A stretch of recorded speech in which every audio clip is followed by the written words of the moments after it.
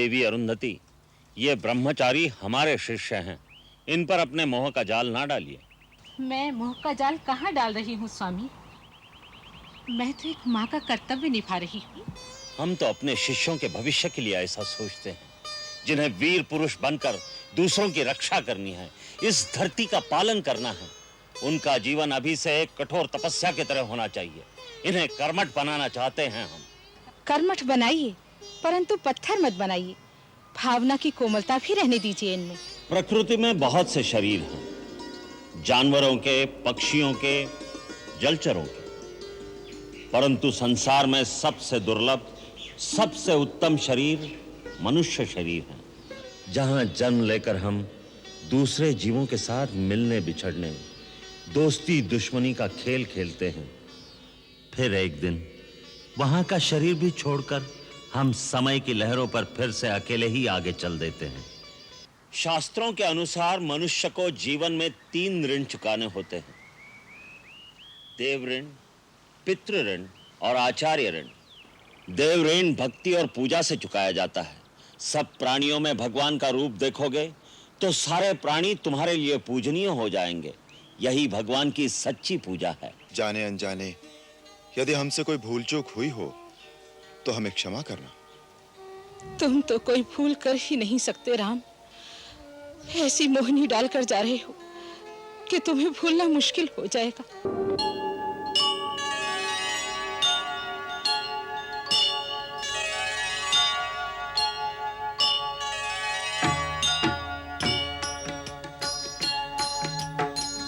सीताराम चरित अति पावन, मधुर सरस अरु अति मन भावन।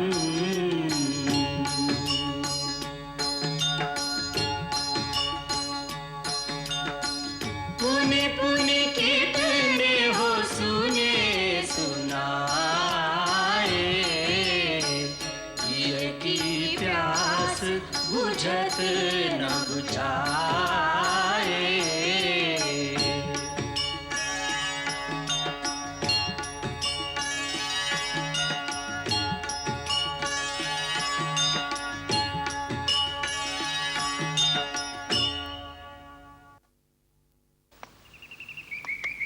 गुरुकुल की शिक्षा यही, सब हो एक समान। प्रथम धर्म तो कर्म है, जीवन कर्म प्रधान। जीवन कर्म प्रधान। हर स्थिति में जी सकें, घर हो या वनवास। कर्मवीर बनकर रखें अपने पर विश्वास। अपने पर विश्वास।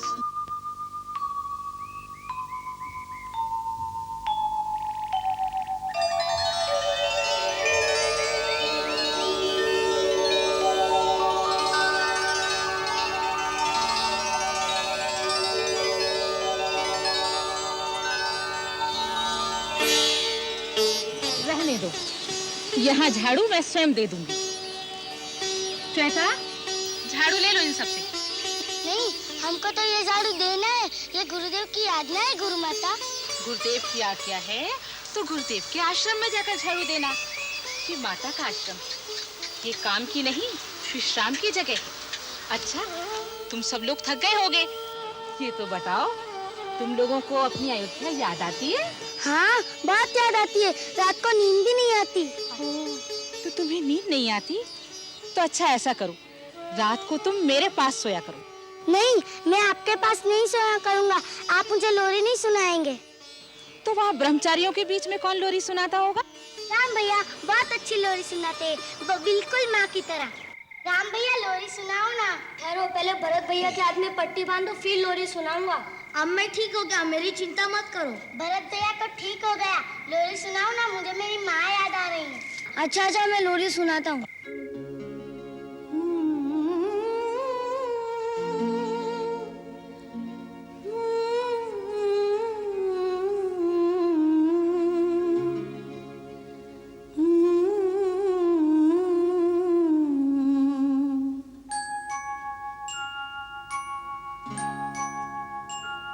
आजा आजा री निंदिया, धीरे धीरे से आजा, राजा बिटुआ की अखियों में समा जा री। आजा निंदिया, आजा आजा री निंदिया, धीरे धीरे से आजा, राजा बिटुआ की अखियों में समा जा री। आजा निंदिया।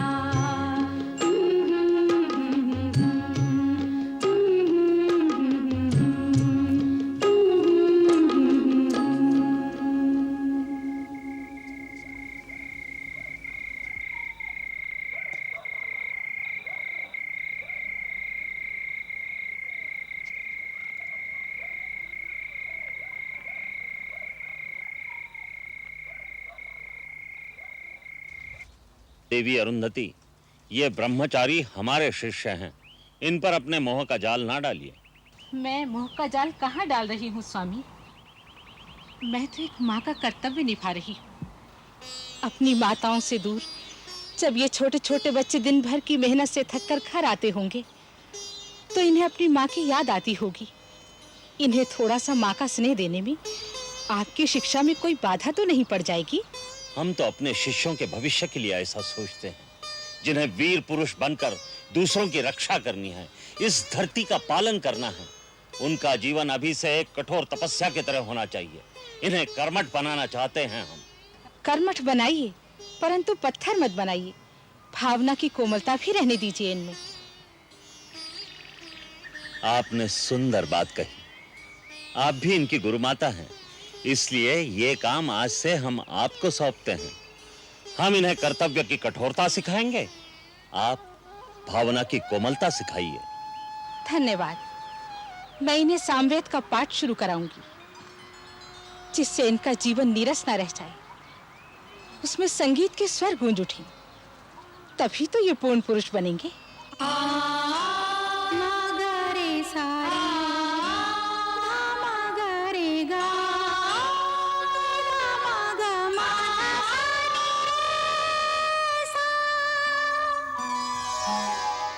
ललित करे नव भोर वंदना, ललित करे नव भोर वंदना।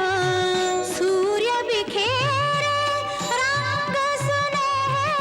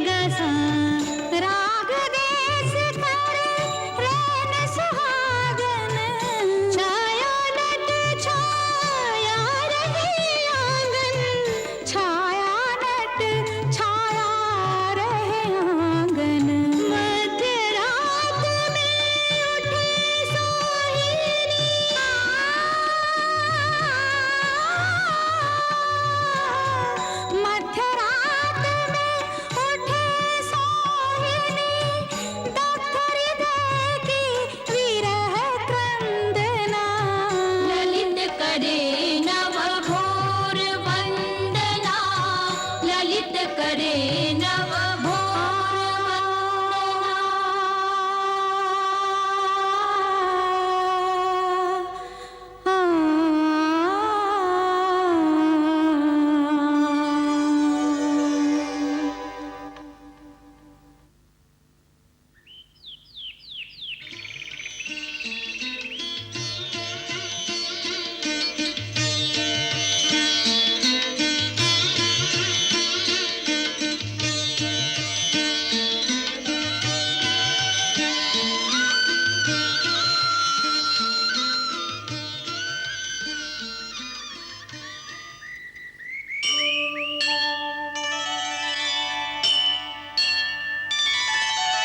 या कुंदेन्दु तुषार हार धवला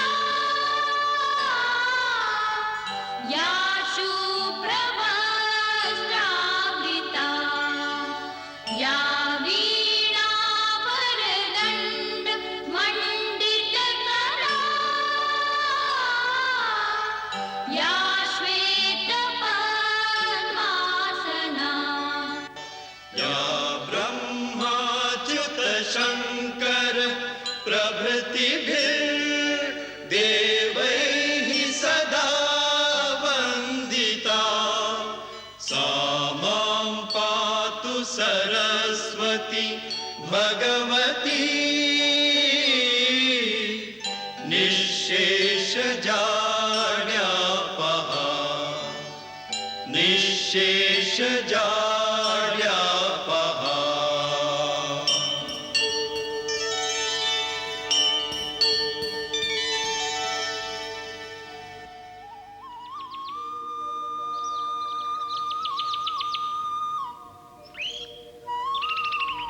सर्वमंगलमांगल्ये शिवे सर्वार्थ साधके शरण्ये त्र्यंबके गौरी नारायणि नमोस्तुते।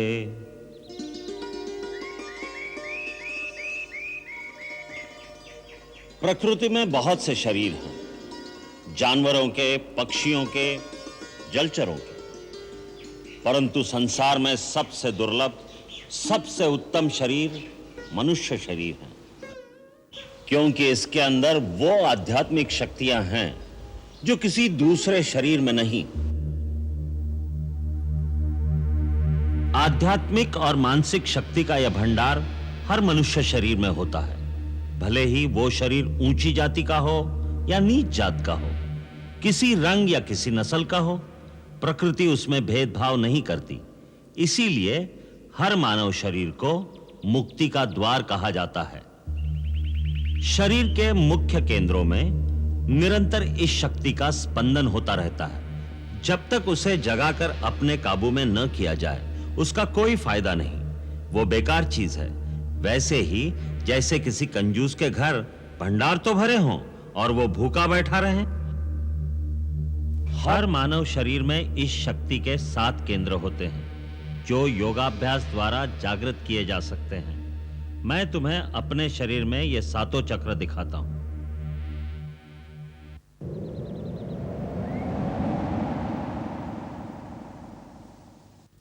ये देखो, सबसे पहला है मूलाधार चक्र। ये इस शक्ति का निवास स्थान है। यहां जिस रूप में यह शक्ति निवास करती है उसे कुंडलिनी भी कहते हैं। गुरु की कृपा और सहायता से इस शक्ति को यहां से जगाकर दूसरे केंद्र तक पहुंचाया जाता है, जिसे स्वाधिष्ठान चक्र कहते हैं। फिर स्वाधिष्ठान चक्र को भेद कर जब यह शक्ति आगे बढ़ती है तो तीसरे केंद्र पर पहुंचती है, जिसे मणिपुर चक्र कहते हैं। फिर मणिपुर चक्र का भेदन करके इस शक्ति को आगे बढ़ाकर चौथे केंद्र पर पहुंचना होता है। इसे अनाहत चक्र कहते हैं। यहां से विशुद्ध चक्र और फिर यह शक्ति अज्न चक्र को जागृत करती है। अज्न चक्र श्वेत वर्ण और भ्रुकुटी के मध्य में 2 पंखुड़ियों के बीच स्थित होता है। उसका बीज मंत्र है ओम ओम। यदि इस परम शक्ति का दुरुपयोग किया जाए या इसमें कोई भूल की जाए तो यही शक्ति बेकाबू हो जाती है, जिससे साधक भटक जाता है और भटका हुआ साधक खतरनाक होता है। वो इस शक्ति से दूसरों का भी नाश कर सकता है और अंत में यही शक्ति उसका भी नाश कर देती है। इसलिए यह आवश्यक है कि गुरु की आज्ञा और सहायता के बिना यह अभ्यास न किया जाए। जब यह शक्ति जागृत होती है तो सब केंद्रों में ऊर्जा और तेज का एक ऐसा वेग होता है जैसे गंगा का प्रवाह हो। उसका तेज कई सूर्यों की तरह प्रकाशमान होता है। कुंडलिनी जब आगे बढ़ती है तो साधक को चेतना की अलग-अलग परतों का अनुभव होता है, यहां तक कि जब वो छठे चक्र का भेदन करके सहस्रार तक पहुंचती है तो योगी पूर्ण समाधि में लीन हो जाता है।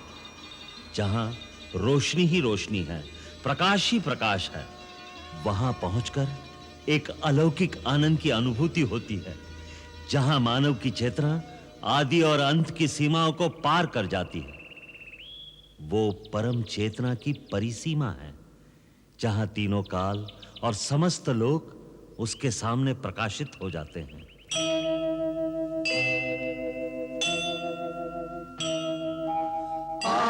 आदिदेव नमस्तुभ्यं प्रसीद मम भास्कर दिवाकर नमस्तुभ्यं प्रभाकर नमोस्तुते दिवाकर नमस्तुभ्यं प्रभाकर नमोस्तुते लोहितं रथमारूढं सर्वलोकपितामहं महापापहरं देवं तं सूर्यं प्रणमाम्यहं प्रणमाम्यहम्।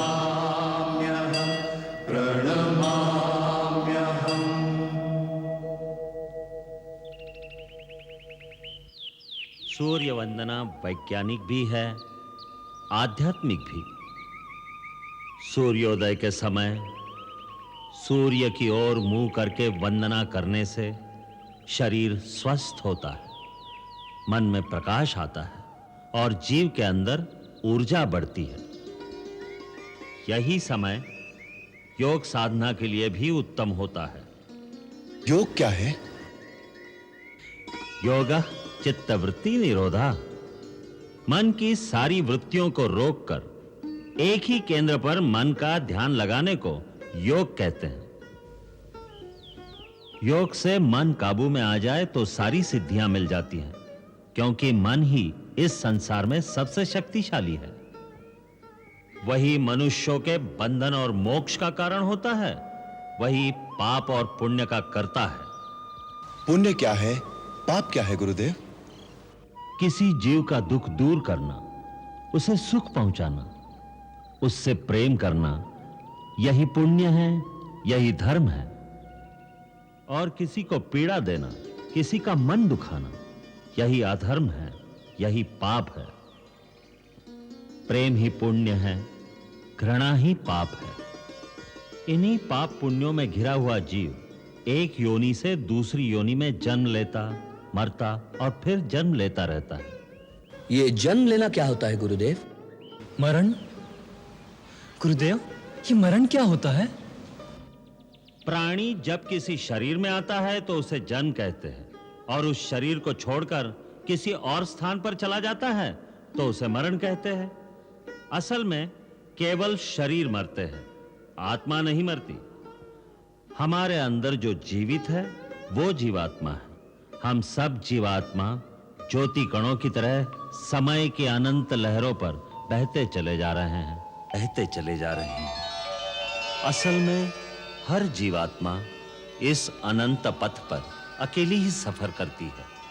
रास्ते में द्वीपों की तरह कई धरतियां, कई लोक आते हैं, जहां हम जन्म लेते हैं, जहां जन्म लेकर हम दूसरे जीवों के साथ मिलने बिछड़ने, दोस्ती दुश्मनी का खेल खेलते हैं। फिर एक दिन वहां का शरीर भी छोड़कर हम समय की लहरों पर फिर से अकेले ही आगे चल देते हैं। बिछड़ने वालों का मोह थोड़ी दूर तक पीछा करता है, परंतु जीव तो नए-नए रूप धारण कर लेता है।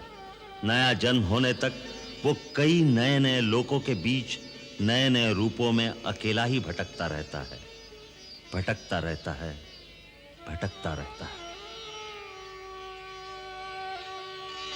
इसका अंत कहां है? अंत केवल मुक्ति में है, और मनुष्य मुक्ति तभी पा सकता है जब पाप और पुण्य दोनों से परे हो जाए, क्योंकि पाप और पुण्य दोनों ही जंजीरें हैं, एक लोहे की, एक सोने की। परंतु जब तक जिएगा कर्म तो करेगा ही। वह कर्म या तो पाप होगा या पुण्य होगा।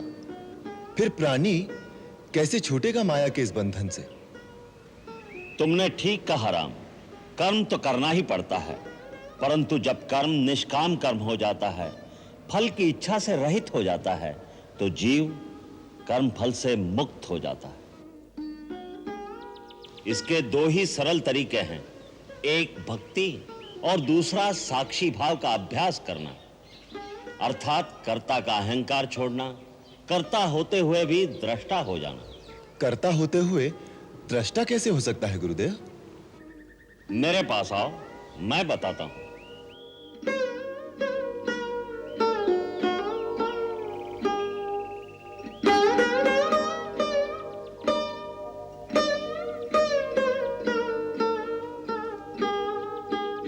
राम, अब अपने अंतर्मन को इस शरीर से बाहर निकालकर आओ मेरे साथ।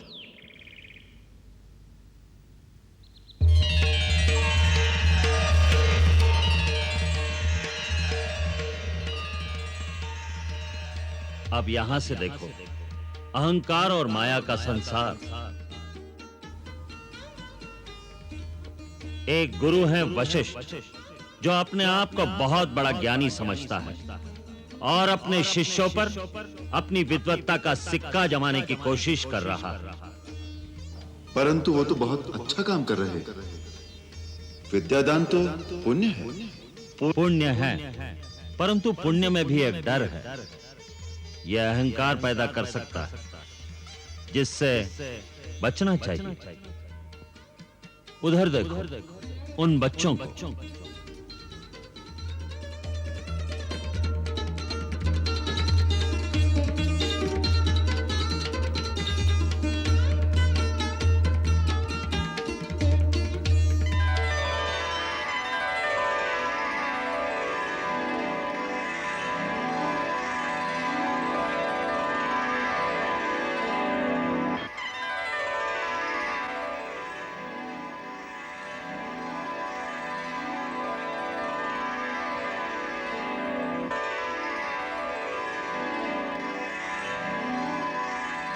ये अभी साथ पढ़ रहे थे, अभी लड़ रहे हैं।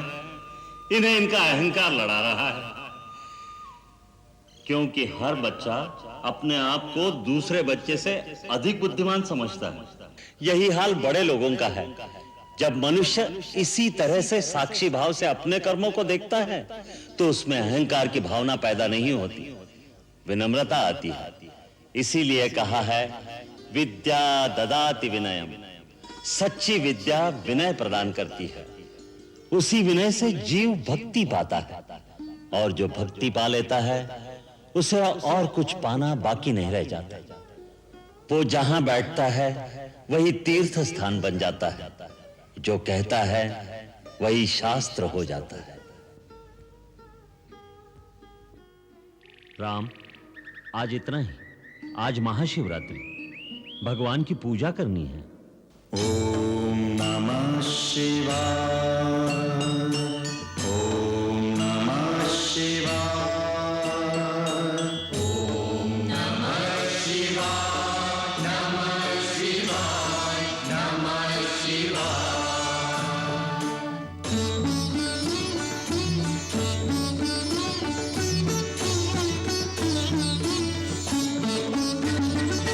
डमरू पानी शूल पाणी हे नटराज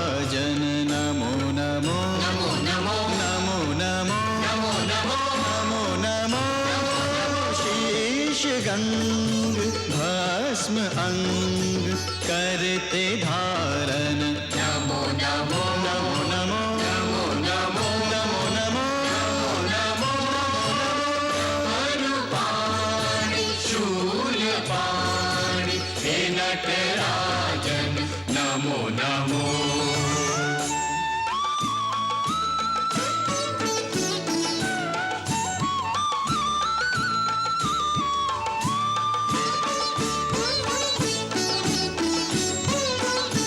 तुम आदि देव अनादि हो, तुम अंतहीन अनंत हो।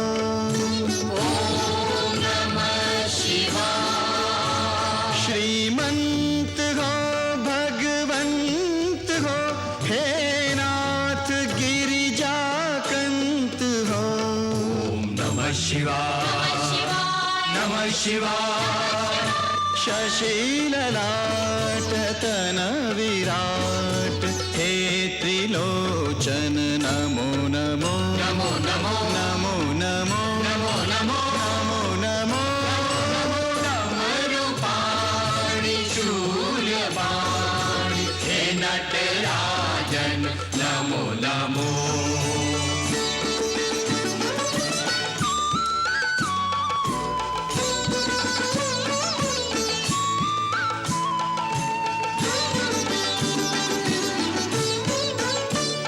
निस्सार इस संसार में शिव नाम केवल सार है।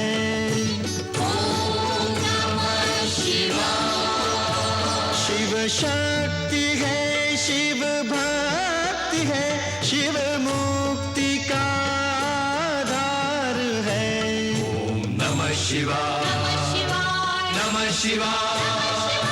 रोम रोम ओम ओम हे अघनाशन नमो नमो नमो नमो नमो नमो नमो नमो नमो नमो डमरुपाणि शूलपाणि हे नटराजन नमो नमो नमो नमो नमो नमो नमो नमो नमो डमरुपाणि शूलपाणि हे नटराजन नमो नमो।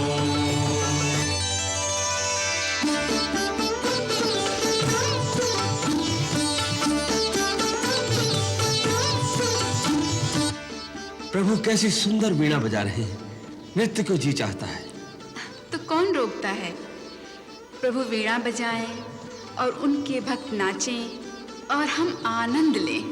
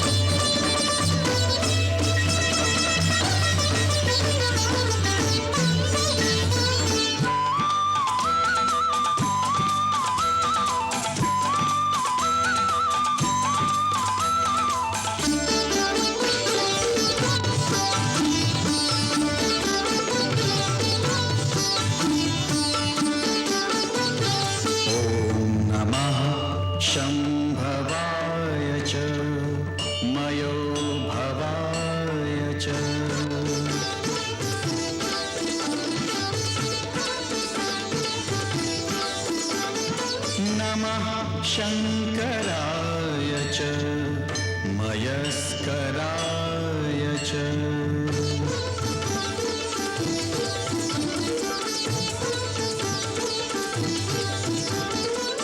नमः शिवाय च शिवतराय च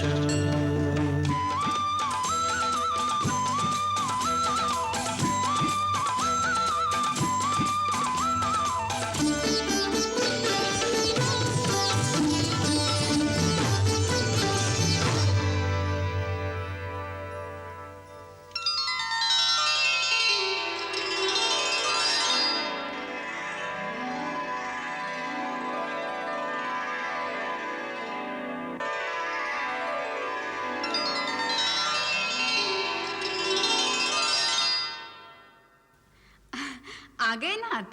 हाँ, हम अपने रघुवर के दर्शन कर आए। आपके रघुवर जी ने भी आपको देखा कि नहीं? उनकी वो जाने, पर हम तो जी भर के दर्शन कराए।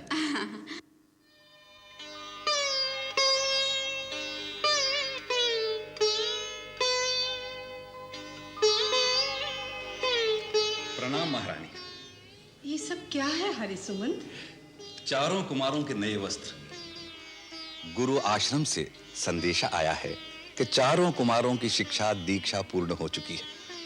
माता पिता के भेजे हुए वस्त्र पहनाकर विद्यार्थियों को गुरु आश्रम से विदा किया जाएगा। क्या हमारे बच्चे इतने बड़े हो गए? महारानी, समय के साथ सब बदल जाता है। मैं आपसे आशीर्वाद और आज्ञा लेने आया हूँ, उन्हें लाने के लिए। वो घर आ रहे हैं, हमारे बच्चे घर आ रहे हैं, ये सोचकर ही हमारा धैर्य छूटा जा रहा है। चाहिए हरिसुमंत, हमारे बच्चों को जल्दी से आश्रम से विदा करा के ले आइए। आज तुम्हारा गुरुकुल में रहने का अंतिम दिन है। मुझे जो विद्या तुम्हें देनी थी वो पूर्ण हो गई। आज दीक्षांत समारोह के समय मैं तुम्हें अंतिम उपदेश देता हूं। सा विद्या या विमुच्यते। सच्ची विद्या वही है जो मुक्त कर दे। इसलिए आज से मैं तुम्हें अपने समस्त आदेशों से मुक्त करता हूं। अब जीवन पथ पर बढ़ने का मंत्र होगा आत्मदीपो भव, अर्थात मेरे आदेशों का अंधविश्वास करके पालन करना आवश्यक नहीं। अपनी विद्या, अपने विवेक के सहारे अपना धर्म, अपना कर्तव्य स्वयं निश्चित करो। शास्त्रों के अनुसार मनुष्य को जीवन में 3 ऋण चुकाने होते हैं: देव ऋण, पितृ ऋण और आचार्य ऋण। देव ऋण भक्ति और पूजा से चुकाया जाता है।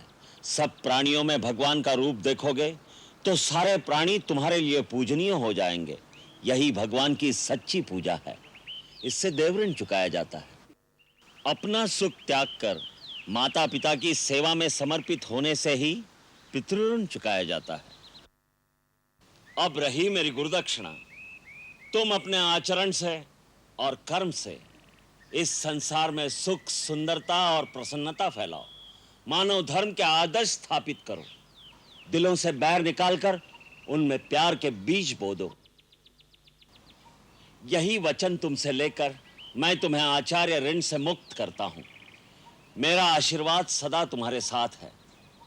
मुझे जब भी याद करोगे अपने पास पाओगे।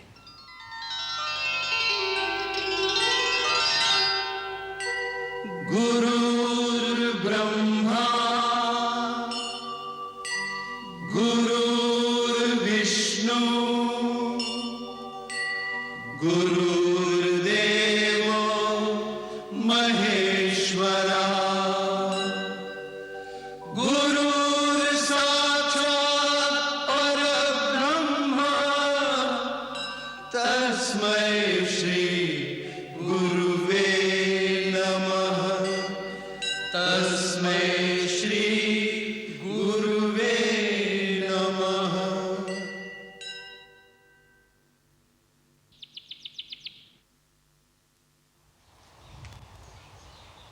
इतने बरस आपके ममता की गोद में बिताकर जाते हुए बस आपसे एक ही प्रार्थना है गुरु माता कि इस ममता के आंचल की छाया हम पर सदा बनी रहे।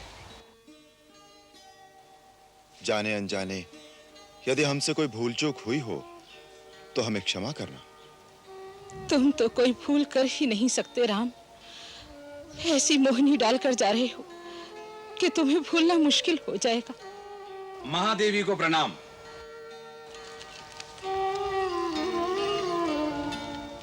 गुरु माता अरुंधति की चरणों में दास सुमंत्र का सादर प्रणाम। कल्याण हमारे सुमंत्र। महारानी कौशल्या ने राजकुमारों के वस्त्रों के साथ आपके लिए कुछ उपहार भेजे। धन्यवाद कहना। आशीर्वाद देना अयोध्या की महारानी को। राम, भरत, शत्रुघ्न, लक्ष्मण, आर्य सुमंत अयोध्या के महामंत्री और तुम्हारे पिता के बाल सखा भी हैं। इन्हें प्रणाम करो। प्रणाम आर्य सुमंत्र। चिरंजीवी हो, यशस्वी हो। आप ठीक समय पर आ गए हैं आर्य सुमंत्र। इन्हें अयोध्या भेजने से पहले राजकुमारों की तरह सुसज्जित करने में आपको हमारी सहायता करनी होगी, वरना कहीं महारानियां ये ना कहें कि हमारे राजकुमारों को फूहड़ और गंवार बनाकर भेज दिया है। चलिए।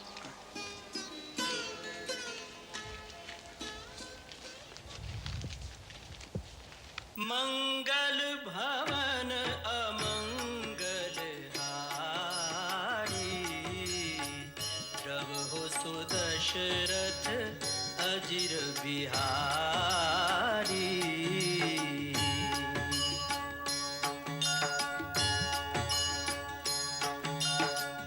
सीताराम चरित अति पावन, मधुर सरस अरु अति मन भावन।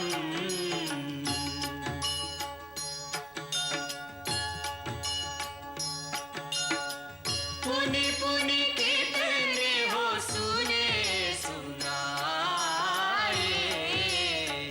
हिय की प्यास बुझत न बुझाए।